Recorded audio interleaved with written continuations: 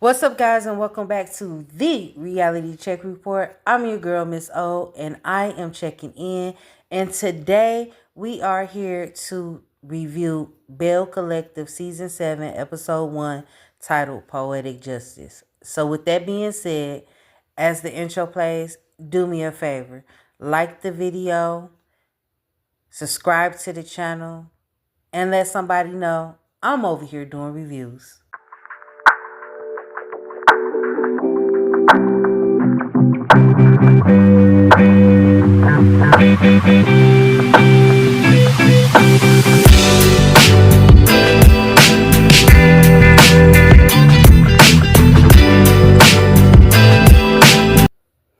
So we open this episode up with confessionals, speaking about the rift that has happened between Latrice and Leticia. Carlos, first of all, side note, it's too many damn something on all your shows. Let's find some people with some other names or get them a nickname or something. Because at this point, I'm getting confused. Back to the show. It starts off with them and all of the Bells in confessionals expressing how difficult it would be to navigate this collective with the two main girls beefing. But they both said what they said, and we just gonna see if they stand on it. So we get to the next scene, which is the first scene, which is Letitia. And she is starting her own talk show called the Letitia Pearson Show. And her first guest was none other than Letitia Scott from Love and Marriage Huntsville. I like show crossovers, but those two ladies conversating, I didn't need to see, or I didn't want to see. Nonetheless, how they had her set up, the people they had in the background, it looked like a smooth transition with her show or pilot being produced. I will say I did like the line of questioning that she had for Mrs. Scott. Um, I wasn't really fond of Letitia Scott's answers because when you look at her show, what she speaks does not translate on that show. But nonetheless, those were her responses. The pilot shoot was great. I'm not sure if this is going to be a YouTube show or if it's going to get picked up by a network. I doubt it if it get picked up by a network. But hey, everybody has a dream, and I hope that happens for her. I will add that both ladies look beautiful. Letitia, green is your color. Leticia, green is your color. Letitia, you look good in that brown. I mean, your glow up has just been beautiful to watch as a reviewer watching Love and Marriage Huntsville. So I will give you that. So Mrs. Pierce proceeds to tell us that since the reunion, her and Glenn have not been in a good place. I don't know if you're blind or not, but since you've been on the OWN network, y'all have never been in a good place. I'm not sure why you constantly come online and play in our face about your situation with your husband. But if you gonna allow him to do the things that he do and treat you the way that he's gonna treat you, the way he's been treating you, stop coming to us with the bullshit because we don't want to hear it. What we want to hear is you telling us that you leaving that dude. But that's just my personal consensus of it. Moving along. Next we get to not Miss, Dr. Marie Monroe. Are y'all happy to see Dr. Marie Monroe on y'all screen? Cause I'm not. Side note, the glow up looks beautiful. I'm glad to see a scene with you and your daughter. What I'm not glad or happy with is the conversation that you are having with your daughter. But I'm feeling this way because I'm not sure of your daughter's age. So if I had a different context of how old she was, I might feel differently about it. But as a mom, I'm not sitting down with my children and giving them intimate details on what's going on within my relationship. Because whether you like it or not, your daughter already know what's going on because they are not oblivious to what's going on in the adult world. And she's already come up with her own consistency. So you giving her that shouldn't be going on. But anyways, that's just my personal opinion. I will add what I may be confused with in Dr. Marie Monroe is that you knew that you and Cedric were not about to be together for real. I don't understand why you thought that we, as interviewers, thought that y'all's situation was on the up and up. It came across to me, because as a viewer, I'm going to only speak for myself. So it came across to me that you ain't had shit to talk about and you need to hurry up and drum up a storyline. So last season you had your ex-boo and a new boo to try to figure out a talking point for a storyline. I don't know if this is true. I wish you would have dove deeper into your businesses. It's amazing to see a black woman in a southern state, especially Mississippi, and all the things we hear about Mississippi. I would like to see more of your business ventures and how you are elevating that versus big hip, big booty Joe, your ex. So next up is the scene with Carrie and her very handsome husband. They are scouting venues for her birthday party. She's been loving Poetic Justice since it came out in the 90s. That is going to be the theme of her birthday party. I think it's a cool idea. People are throwing 80s parties, 90s parties. So having a specific theme party, I think is dope. I do like how Carrie and her husband, I'm drawing a blank on his name right now. I don't know why. But Matt, I like how they sit down and they converse with one another. I'm not sure if that's taking place off camera, but on camera is beautiful to see. He comes across very supportive of his wife. And in the reality TV space, you don't see that often. As you see with another cast couple, Glenn and Letitia Pearson, they are not on one accord. So they meet up at this tea place called Sippin'. Gave them a shout out in a broad scope on the show nationally, so that's good. I hope our business picks up. But they did decide that this venue would not fit what she's particularly looking for.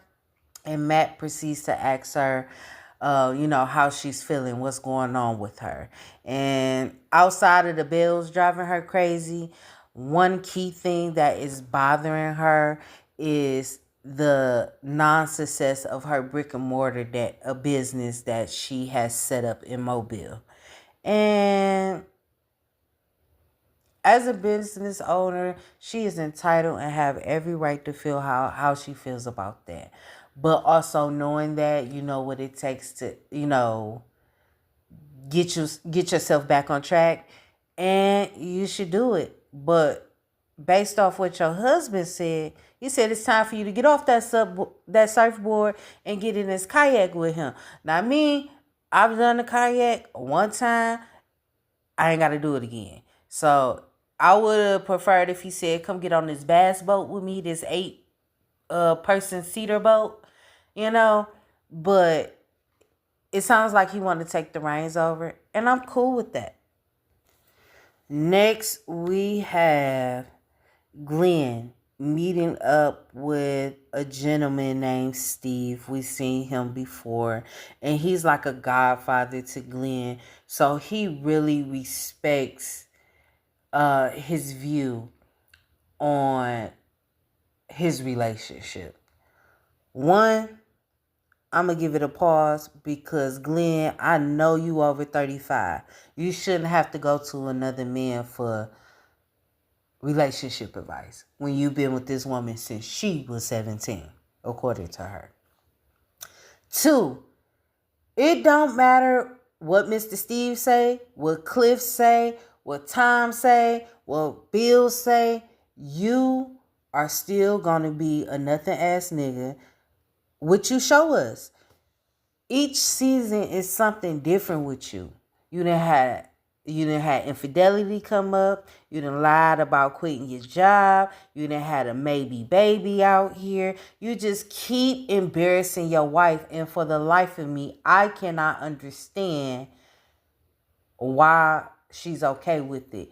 But now I'm starting to understand that she is scared to leave you because she don't have the funds to do so. In Glenn's confessional, he states that he feels like he is not a priority in Letitia's life right now. And my question to him would be, well, was she ever a priority for you? Because you say that I'm a traditional man. And whenever I hear a man say that he is a traditional man, what I hear is, bitch, I want you to be a maid, mattress, and a meal. Shout out to Erica De Niro TV. You gonna cook, you gonna clean, you gonna suck. And that's all I need you to do. And you gonna take these little pennies that I throw at you to make yourself feel good. And that's just not cool. She's done that for the duration of your relationship. And frankly, she's tired. She knows that she's better than that. She could produce better than that. And she want to do better than that. One thing I'm not going to take away from Miss Pearson, as Glenn calls her while she was walking in, is that she is beautiful to me. She is very beautiful, but she got a fucked up attitude and a stank ass aura. So people just don't care for her. I think if she get therapy and get Glenn out of her life, as far as a romantic partner, she would be good and she would glow the fuck up, and all the dreams that she had for herself will come true because he is hindering her from growing and moving on. Let me rephrase that. She is hindering herself from growing and moving on with the assistance of him. When he said Miss Independent shows back up and she rolled her eyes, I did the same exact thing that she did because I cannot fathom a man not wanting a woman to be herself, like stand on her own. And he said he feels like she's doing this because he feel like she getting a game plan and going up and bounce. But you wouldn't be feeling like that if you didn't put her in a position to make you feel like that. And what I mean is, you done so much bullshit and so much dirt and so much having so much ill intentions towards her in your relationship that now she's elevating, she's on TV, she's moving around, getting things moving and grooving, and you're feeling some kind of way about that. You're intimidated by that. You are jealous of that.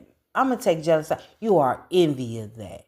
You've only seen her as your wife. You never seen her as a businesswoman. You didn't think that she could do the things that she is out here doing. What is she out here doing? I'm not quite sure, but it's enough for her to be on the TV show. When Steve asked him the question that he asked him about her being independent but still depending on him, he said, how can you do that?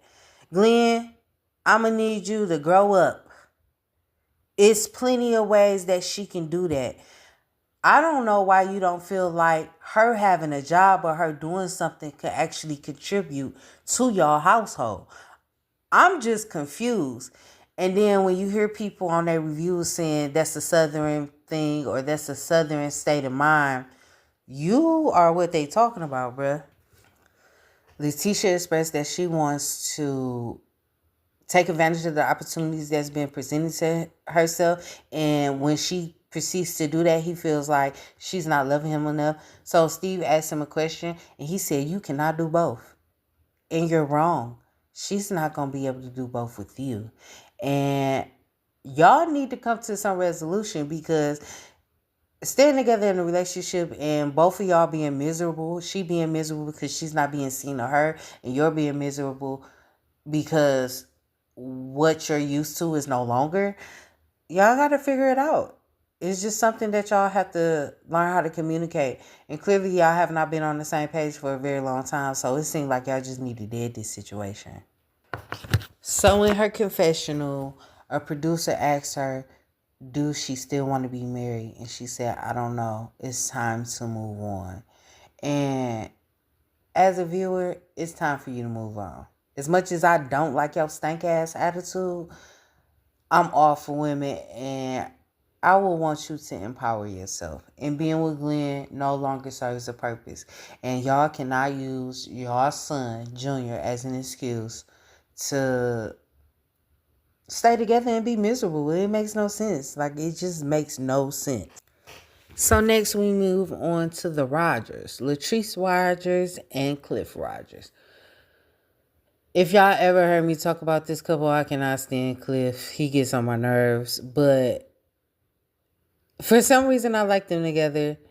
Like seeing them together, not liking them together. Like seeing them in this space together, I guess. They look nice together, I guess. In this scene, they went back to their business taste and they want to have a staff meeting.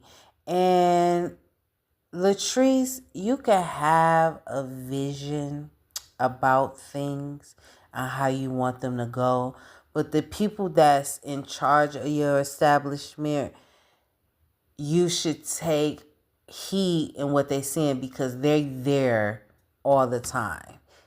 I'm not saying that you're not there, but like your manager said, the uniforms is ugly. They did a flashback. The uniforms is ugly, Latrice. Get them a shirt, a crop top that says taste on there. Make them wear all black.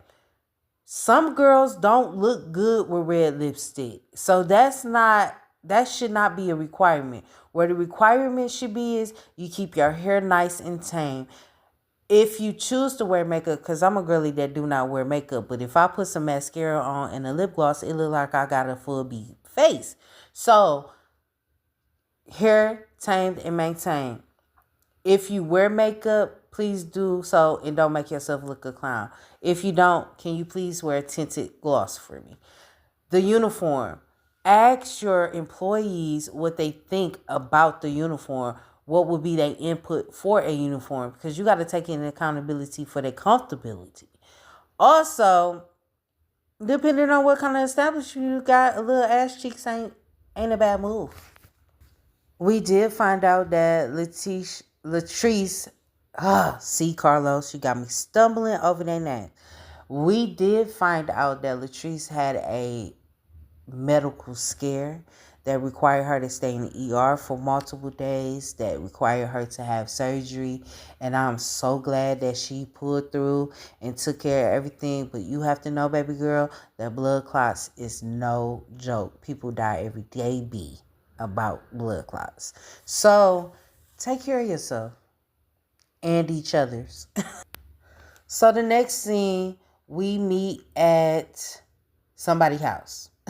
I'm assuming it's Leticia house. They're getting together. It's going to be her, Marie, and her friend Shantae. They're getting together and they are coming up with outfit ideas for Carrie's Poetic Justice themed birthday party. So Shantae just make a little appearance and then she got a skedaddle. So Marie arrives and Leticia and Marie goes to the living room. They sit down and they have a chat about what's going on because she is concerned about her friend. Now, one thing I will say, Dr. Marie Monroe, waves be banging every time. She know a pixie is her thing. And I'm here for her all the time. I love seeing her hair like that. If she put some weave in her head, I think I'd probably be upset because I'm just so used to seeing her with these finger waves. But nonetheless, the girls sit down and they chat about what's going on in Marie's life. Marie asked Leticia if she ready to see the Bells. And she was honest. She said, no, I'm not ready to see the Bells. And sometimes you got to be honest. No, I'm not ready to see these bitches. Me and Latrice is beefed out. Carrie, I feel weird. whoever, whatever gripe she had with these women, she was honest with her friend and said, "No, I'm not ready to see the Bells." I'm so happy that Letitia brung up Dr. Marie Monroe ordering some goddamn pizza at a party that had food. Now, granted, if you didn't want to eat it, you ain't want to eat it, but it could have been done way better than that. And a better way of you doing it is like you said, before we pull up, we gonna stop and get something to eat. I ain't mad at you about that because some of the stuff that Carrie has made on this show has looked gross. So yeah. Leticia said, as long as everybody keep it cute, we'll be good. And Marie proceeds to ask Leticia if Glenn is going to be there. After Marie asks Leticia if it's Glenn going to be at the party, she proceeds to give us the same line. "I don't want this type of thing in my life anymore. I'm just so sick and tired of being sick and tired of being sick and tired of being sick and tired, Lord." And she's still dealing with the same bullshit. I'm going to bring Tamar Braxton into this because she said something that was really, that stuck with me. I don't know why it stuck with me. Maybe I was young or it just made sense to me at the time that she said it. But she said, if you know your man's cheating and you ain't going to do nothing about it, let him cheat in peace because you going to look like a fool pretty much. And we know he's cheated. He's had a maybe baby out here. You keep being okay with him doing these things and making yourself and making your husband look like the fools of Jackson, Mississippi. So if you don't want to keep dealing with this, you want something new in your life, go get it. Go do it. Stop telling us about it. Marie goes on to talk about her and Cedric's relationship and the things she told him. And me personally, you knowing how your husband was, you shouldn't even entertain y'all even getting back together. It comes across as a storyline, but Marie do seem hurt about this. So I'm going to give her a little, what's the word I'm looking for? I can't even think of the word I'm looking for. I'm going to give her a little grace. Because that ain't the word I want to use because I really don't want to give her no grace. But I'm going to give her a little grace and say that her feelings was hurt for real. But it don't need to be a third time. It does not need to be a third time, Marie. So be done with Cedric, big booty Joe ass, and move on.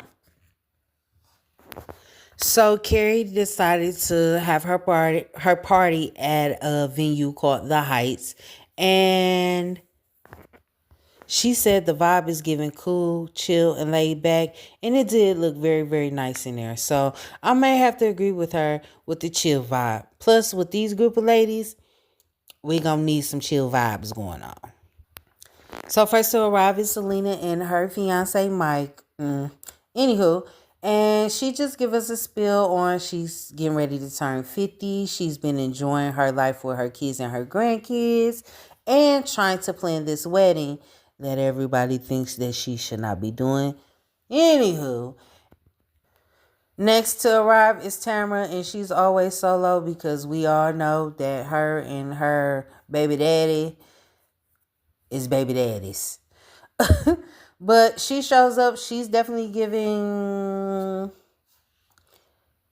not 90s to me. Only thing that's 90s is that hat. That's it. That's all I see. Carrie and Shantae shows up in the same outfit, the same frame of mind, with the button up with the sweater vest or the corset on top. So nothing original. I think that if you're throwing a party of this magnitude, Miss Carrie, baby, you should have got something custom made for your 90s party. Because why y'all looking like the Doublemint twins? Next up is the Rogers. They come and it appears that neither one of their asses got the memo because WTF does Latrice have on? So in the confessionals, they asked the girls what were they doing in the 90s. Selena said the 90s, honey, was strict as hell because she was a teenage mother. Tamara said she was in school trying to learn something in the 90s. Carrie began to reminisce about in the 90s, you had to get somebody's cell phone and wait on them to call you, pre-cell phone era. And Latrice said she is in the 90s, baby. She more of a 2000s, baby. And then her husband proceeded to say, maybe she rode a tricycle. Sir, that was when you was born. So, as a special guest, Sir was reading his poem about Carrie. You had Letitia walk in with Marie. Now, I will say Latrice did gag Marie and Leticia. She said, send them walk in together and not having a man on their arm. You know, Marie liked to run them away, so it doesn't surprise her. Next to arrive is Glenn. He shows up by himself because his wife is already there. He's there because he hasn't seen her and he wants to check her temperature. Now, I will say when they got in a group setting and you had Carrie and Matt standing there and Letitia and Glenn greeting each other like they didn't roll out of the same bed this morning, I'm so happy that Carrie actually said something like, you know, what y'all got going on? Inquiring minds would like to know. So Glenn goes to sneak off and go talk to Cliff. And Cliff looks so giddy that his boo came over there to speak to him. Both of them actually look happy. I will say that when you have to stop being friends with someone because you met that person through the person you're dating or was dating, or that the two wives can't click together, is disheartening. And I'm going to use a personal experience of mine. My uncle and my auntie, they had a group of friends who were also married, who were husband and wife. My uncle and the husband, they worked together. Somehow they end up connecting outside of work, and they got the wives together, and the wives found out that they had mutual interest in hobbies and things. And they just, you seen one couple, you seen the other couple. It was very, very tight knit. And something happened with the other couple's son stealing something, or supposedly stealing something. And it caused a huge rift in the family. It caused a huge rift in the friendship.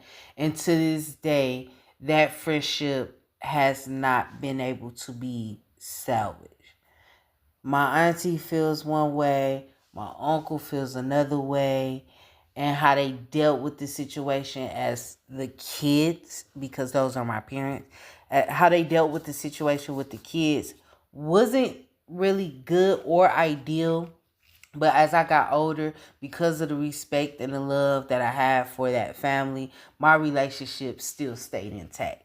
Now, it was a problem at some point between my family and my decision to still be in communication with a certain person on that side. But either way, it was my decision and I was grown, and that person didn't do anything to me. So that's how I felt. And 20 years later, it's still that way. We have a great relationship, and that's just is what it is. I hope that there could be some common ground that Glenn and Cliff could eventually get back into acquaintance Aurora amongst themselves. But as far as their wives, I feel them. I ain't got to communicate with them. I don't got to communicate with her at all. During this time, Latrice happens to glance across the room and see that her husband is communicating with Glenn. Now, before they got to this party, she already gave him the guidelines and the by rules. Hide and by, that's it. No communication. They ain't coming to our house and we ain't coming to their house. So that's it. Hide by. She caught him in mid-conversation. And this is where you can tell that Glenn has a fucked up state of mind, because when Latrice walked over there to her husband and said what she said, he had something to say. He said, Cliff, you the type that control everything. And she said, let's go. And he proceeded to get up. And Glenn said something to him. And I like Cliff's response. He said, I said I do. I didn't say I didn't. So, if my wife said let's go, I kind of got to go. I don't want to. But at the end of the day, I'm sleeping with her, not you. I got to make sure she feels safe and feel good about what's taking place. Now, I will say, Latrice, you came off as an attention-seeking whore because you're at somebody's party and she is there chasing you down trying to figure out why you're leaving. If you was going to leave for real, you could have went over there, whispered in her ear, I'm feeling a little uncomfortable. I wanted to make sure I show my presence to you. Your gift is here. Or if you didn't bring her a gift, we can meet up at a later time so I can give you your gift, but I need to exit. You did that, in my opinion, to cause a scene. Because if you was going to leave, her pulling you to the side and saying something wouldn't have stopped you. You would have stood on it. You just wanted Glenn to know that you didn't want Cliff fucking with him. And that's cool, but stand on it. I can't stand your passive aggressiveness. And I really do like you. I like you as a woman. I like your business ethic. I like everything about you since season 1 when they was fucking with you. But you come off so passive aggressive that it's annoying. Just straight up period. Annoying. In Carrie confessional, it was so funny because she said, the math ain't mathing.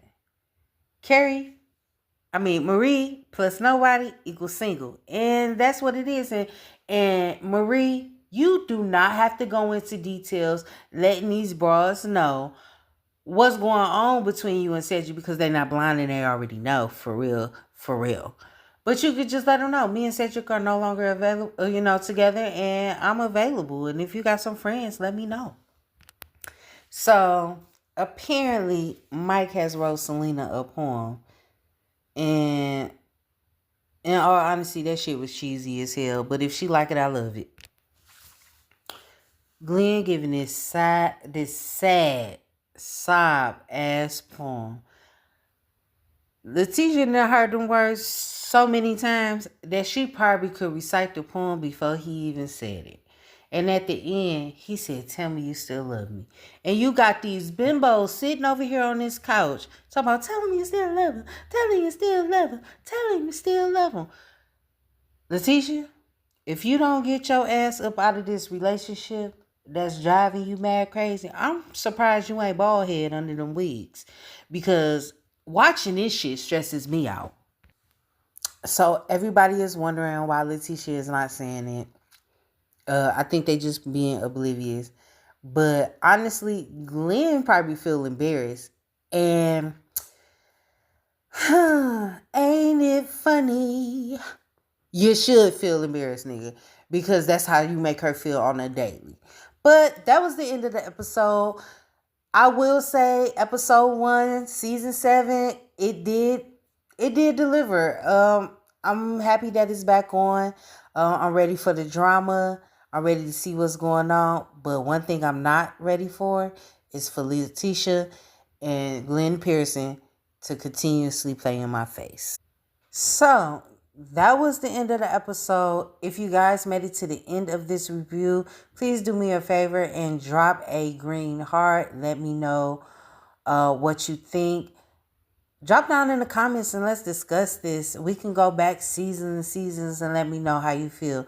But I'm Miss O with the Reality Check Report, and I am checking out.